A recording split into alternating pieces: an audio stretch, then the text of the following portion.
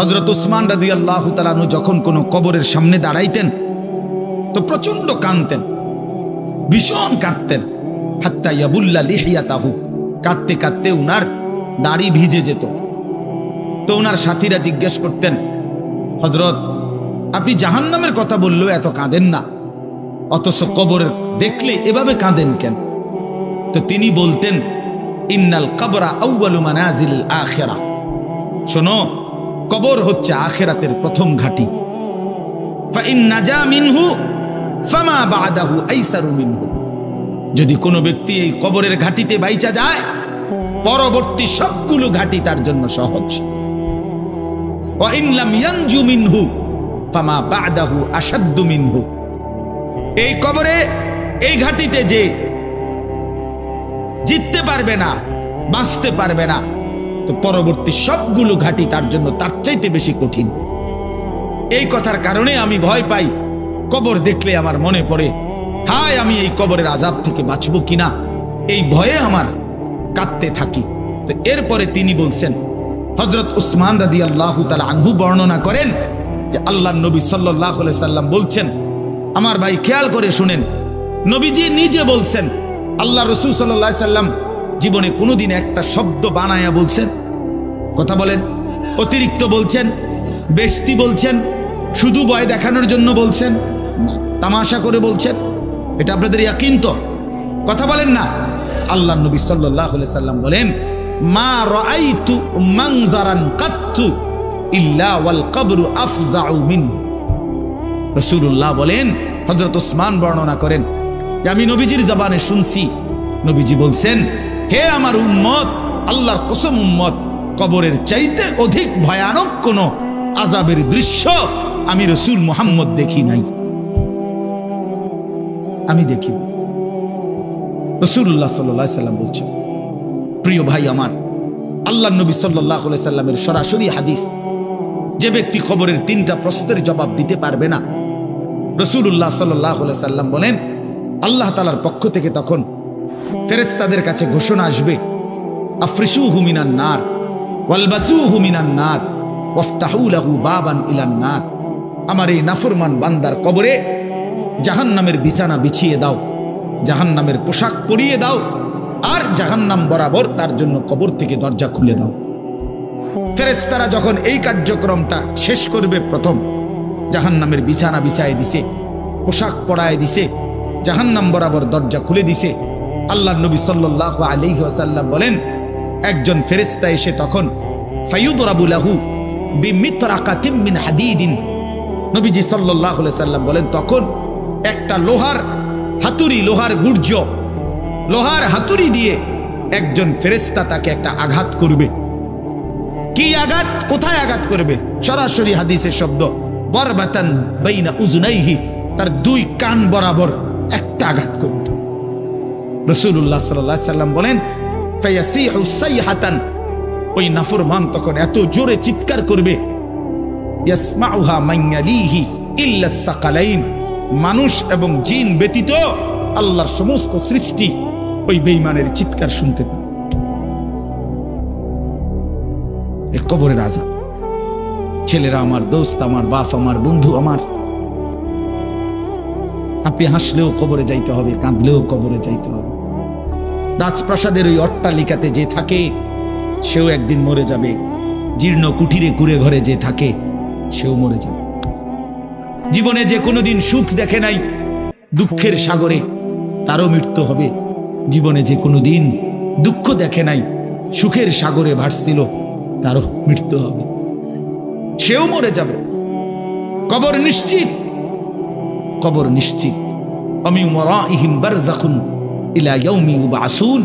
আল্লাহ তাআলা মৃত ব্যক্তিকে বলবে, বান্দা, কোরআন শরীফের আয়াত, এখন থেকে নিয়ে ইসরাফিলের ফুঁতে হাসরের ময়দানে উঠানো পর্যন্ত বারযাখ মানে কবরের জীবনে পড়ে থাকো। ভেবে দেখেন, ভেবে দেখেন, শুধু 1 মিনিট। আমিও ভাবি, আপনিও ভাবেন। হাদিসের মধ্যে আছে, মা বাইনান নাফখাতাইন 40, ইসরাফিল প্রথম ফু দিলে জমিনের সবকিছু মাটির নিচে চলে যাবে। দ্বিতীয় ফু দিলে মাটির নিচ থেকে আবার সবাই উঠে হাসরের ময়দানে দাঁড়াবে। তো নবীজি সাল্লাল্লাহু আলাইহি সাল্লাম বলছে এই দুই ফুঁয়ের মাঝখানে ব্যবধান হবে 40।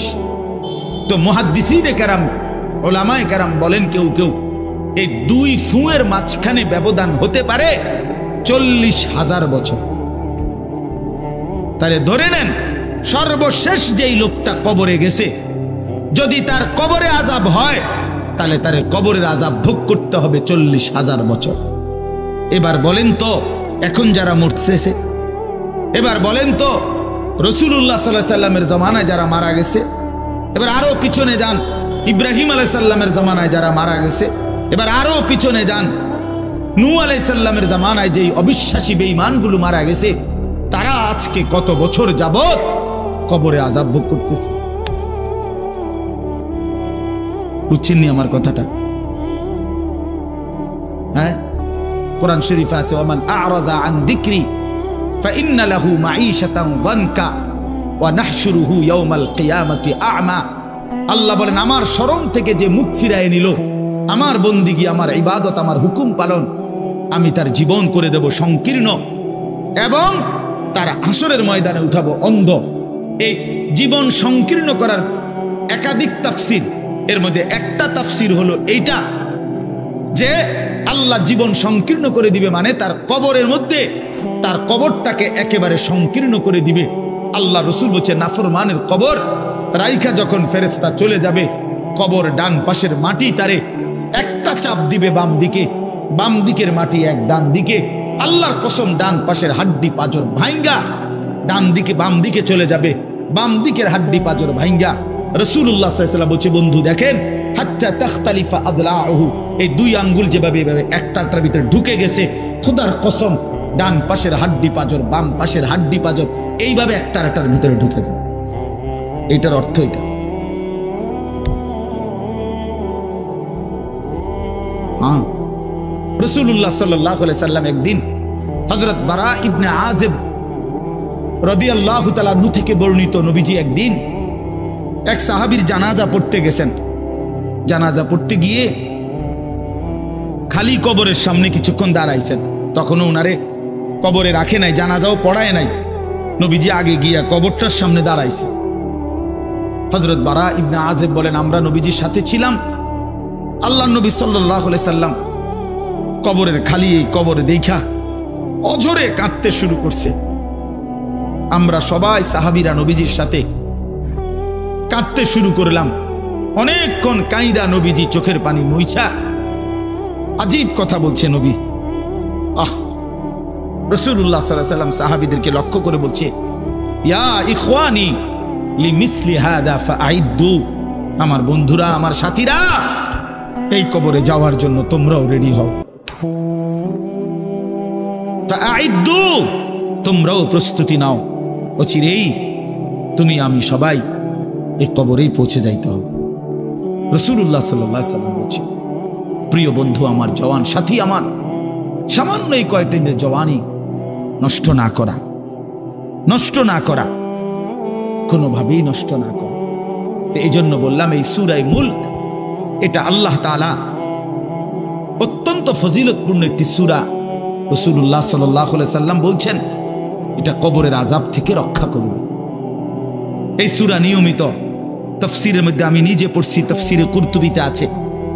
আল্লাহর নবী সাল্লাল্লাহু আলাইহি সাল্লাম বলেন লাওয়াদিতু, নবীজি বলেন আমার দিলের আশা, আমার দিলের তামান্না, আমার উম্মতের প্রতিটা মুমিন তার কলিজার ভিতরে, তার জবানে এই সূরা মুলক থাকুক, সূরা মুলক থাকুক। অর্থাৎ রাসূলুল্লাহ সাল্লাল্লাহু আলাইহি সাল্লাম বলতেন আমার প্রতিটা মুমিন বান্দা উম্মত যেন এই সূরা মুলক তেলাওয়াত করে, যেন কবরের আযাব থেকে রক্ষা পায়। নবীজি 5 ওয়াক্ত নামাজের পরে, আল্লাহর কসম ভাই এখানে অনেক ওলামায়ে কেরাম আছে, আপনি জিজ্ঞাসা করুন, নবীজি 5 ওয়াক্ত নামাজের পরে, সরদারে দু আলম নবীর তো কোনো গুনাহ নাই, তিনি নিষ্পাপ, তিনি তো জান্নাত উদ্বোধন করবেন। আনা আউয়ালু মান ইয়াকরাউ বাবাল জান্নাহ, নবী বলছে আমি সেই মুহাম্মদ যে প্রথম জান্নাতের দরজা আমি নাড়ব, জান্নাতের কড়া নাড়ব আমি মুহাম্মদ। ভেতর থেকে ফেরেশতা বলবে আপনি কে? আমি বলবো মুহাম্মদ। ফেরেশতা বলবে আনতাজিরু লাক, আমি তো আপনার অপেক্ষাই করছিলাম, আপনি আসবেন বলেই তো অপেক্ষায় ছিলাম, আপনি উদ্বোধন করে দিলেই তো বাকিরা ঢুকবে। তো সেই নবী যিনি জান্নাত উদ্বোধন করবেন, তিনি 5 ওয়াক্ত নামাজের পরে ভাইয়া প্রতিদিন তিনি যেই কথাটা দোয়া করতেন, এর মধ্যে একটা দোয়া এটা, আল্লাহুম্মা ইন্নী আউযু বিকা মিন আযাবিল কবর ওয়া মিন ফিতনাতিল কবর ওয়া মিন ফিতনাতিল মাসীহিদ দাজ্জাল ওয়া মিন ফিতনাতিল মাহইয়া ওয়াল মামাত। আল্লাহ, আমি কবরের আযাব থেকে পানাহ চাই। নবীজি নিজে বলতেন।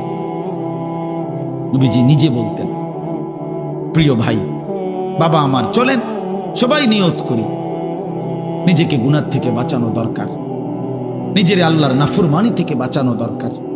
আল্লাহ তাআলা বলেন, ইন্নাল্লাযীনা ইয়াখশাউনা রাব্বাহুম বিল গায়ব, আমি আল্লাহকে না দেখে, আমার কথাগুলো আখিরাত সম্পর্কিত, এগুলোকে না দেখে যারা আমি আল্লাহকে ভয় করে, আখিরাতকে ভয় করে, জাহান্নামকে ভয় করে, কবরকে ভয় করে, আল্লাহ বলেন, তাফসীরের মধ্যে লিখছে, ভয় করে মানে হলো গুনাহ বর্জন করে।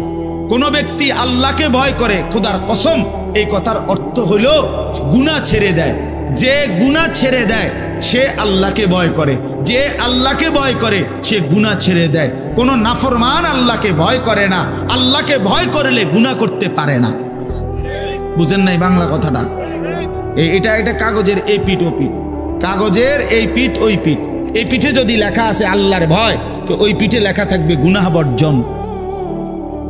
যে গুনাহ ছেড়ে দেয় সে অটোমেটিকলি আল্লাহকে ভয় করে, যে আল্লাহকে ভয় করে সে গুনাহ বর্জন করে। এজন্য তাকওয়ার অর্থ আল্লাহর ভয়, এটার প্রথম অর্থ হইল গুনাহ বর্জন।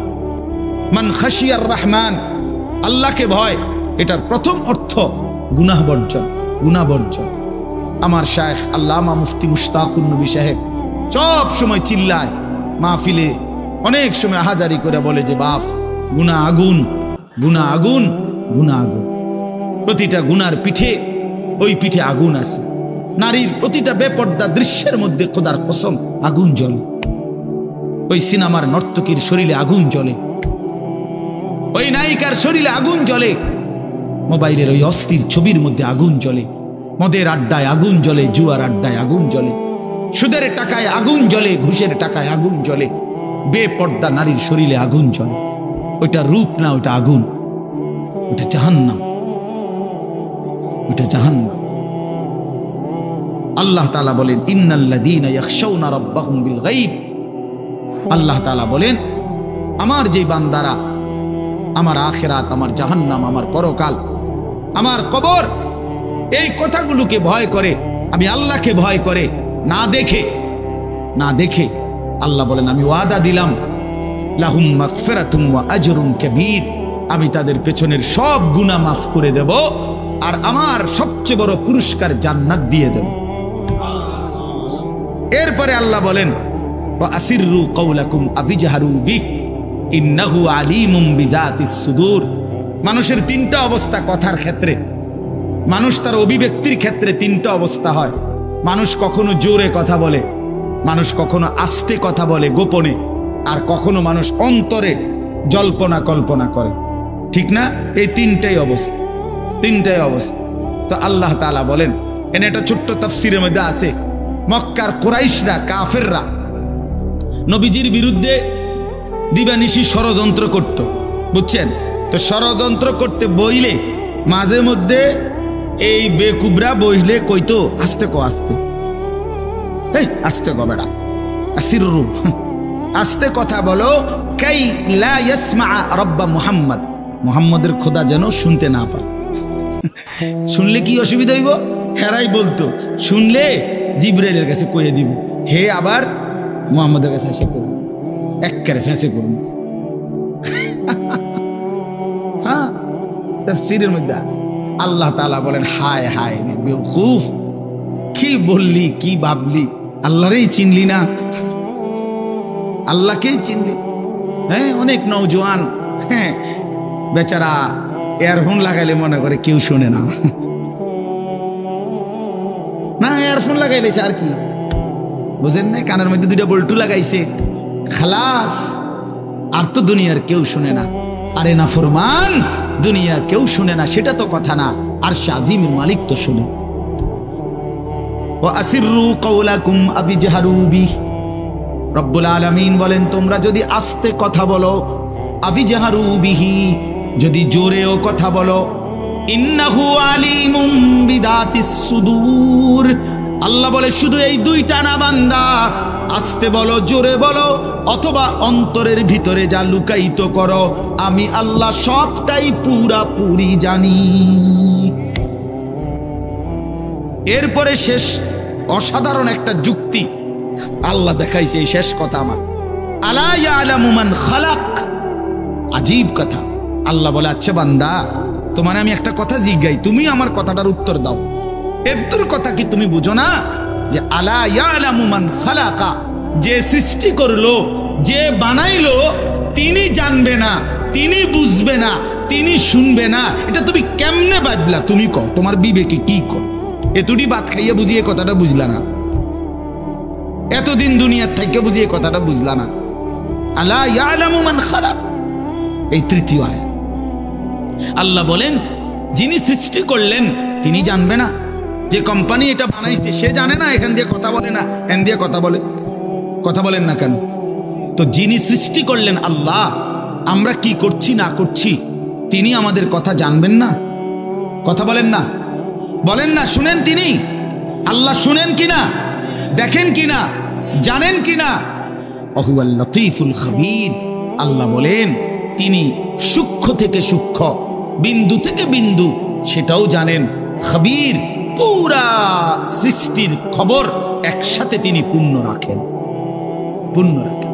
এজন্য দোস্ত আমার, রাত 2টা বাজে, নওজোয়ান মনে করছে চারিদিকে কেউ জেগে নাই, সবাই ঘুমায় গেছে, এজন্য সে মোবাইলের উলঙ্গ ছবি দেখছে। আল্লাহ ডাক দিয়া বলে আনিস আমি আছি। মালিক ডাক দিয়া বলে আলাম ইয়ালাম বিআন্নাল্লাহা ইয়ারা, তুমি কি এই ভেবেছো তুমি জানো না বান্দা, আমি যে সারাক্ষণ তোমাকে দেখি। আল্লাহ তাআলা রাতেও দেখে, দিনেও দেখে, একাকীও দেখে, প্রকাশ্যও দেখে, অন্ধকারেও দেখে, আলোতেও দেখে। 7 আসমানের উপরে কোনো ফেরেশতা হাঁটলেও মালিক দেখে, 7 তবক জমিনের নিচে কোনো পিঁপড়া হাঁটলেও মালিক দেখে। আটলান্টিক মহাসাগরের যে প্রাণী গভীর তলদেশে, আল্লাহ তাকেও দেখে। হিমালয়ের সুউচ্চ চূড়ায় যে প্রাণী, আল্লাহ তাকেও দেখে, তাকেও দেখে। ওয়ায়ালামু মা ফিল বাররি ওয়াল বাহর, জলে স্থলে যা আছে আল্লাহ বলেন সব তিনি জানেন। ওয়ামা তাসকুতু মিন ওয়ারাকাতিন ইল্লা ইয়ালামুহা, একটা গাছের পাতাও যদি পড়ে আল্লাহ বলেন আমি তাও জানি। ওয়ালা হাববাতিন ফি যুলুমাতিল আরদ, মাটির তলদেশে যেই চারা দানা বীজ তোমরা রোপণ করছো, বপন করছো, আল্লাহ বলে কোন দানা কোন চারা আমি তাও জানি। ওয়ালা রতবিন ওয়ালা ইয়াবিসিন, শুকনায় কি আছে ভিজাতে কি আছে আমি সব জানি। ইল্লা ফি কিতাবিম মুবিন, ওহ মালিক বলে শুধু জানি না রে বান্দা, আর আমি সব কিছু আমার তাকদীরে লৌহে মাহফুজের মধ্যে স্পষ্ট করে লিখে রাখছি, লিখে রাখছি, লিখে রেখেছি। অতএব বাপ আমার, বন্ধু আমার, দয়া করে মেহেরবানি করে এই মাহফিলগুলো আসলে আপনাদের কাছে কোনো 23 বছরের পুরা ইসলাম বুঝানো, একদিনে 1 ঘন্টা এটা না, অর্থ হলো বিবেকটা জাগানো, অনুভূতিটা একটু জাগানো, ঠিক না? একটু যেন মানসিকতাটা বাড়ে, একটু মানসিকতাটা যেন বাড়ে। দুনিয়া ভুলেন, আখেরাত ফিকির করে, আখেরাতের ফিকির করে, আখেরাতের ফিকির করে। যুবক ভাই নিজের ক্ষতি করেন না, নওজোয়ান ভাই নিজের ক্ষতি করেন। আল্লাহর ওয়াস্তে ভাইয়া, চরিত্রহীনতার এই জিন্দেগি সুখ দেয় না। কোনো পাপী সুখে নাই, কোনো হারামখোর, কোনো মদখোর, কোনো গাঁজাখোর, ফুট্টাখোর, বাবাখোর, ডাইলখোর, ইয়াবাখোর, একটাও নাফরমান সুখে নাই, সুখে নাই। কোন বেপরদা নারী সুখে নাই। আমি চ্যালেঞ্জ করলাম, কোন হারামখোর, সুদখোর, গাঁজাখোর একটাও সুখে নাই, একটাও সুখে নাই, একটাও সুখে নাই। কোন নাফরমান সুখে থাকে না বন্ধু। সেজদাতে সুখ আছে, আল্লাহকে ডাকলে সুখ আছে, আল্লাহকে ডাকলে সুখ আছে, মালিকের সেজদায় সুখ আছে। এজন্য চলেন ইনশাআল্লাহ, নিয়ত করি আল্লাহকে ডাকবো ইনশাআল্লাহ। হারাম ছেড়ে দেই, আল্লাহর নাফরমানি ছেড়ে দেই, আল্লাহ আমাদের সবাইকে কবুল করে নেন। আমার ভাই, আপনাদের কাছে আমার একটা ছোট্ট অনুরোধ, আজকে আমাদের যে মেহমান এসেছেন, আলহামদুলিল্লাহ আমার অনেক অনেক মহব্বতের মানুষ, হযরত মাওলানা হারিস উদ্দিন সাহেব দামাত বারাকাতুহুমুল আলিয়া, অনেক সুন্দর বয়ান করে।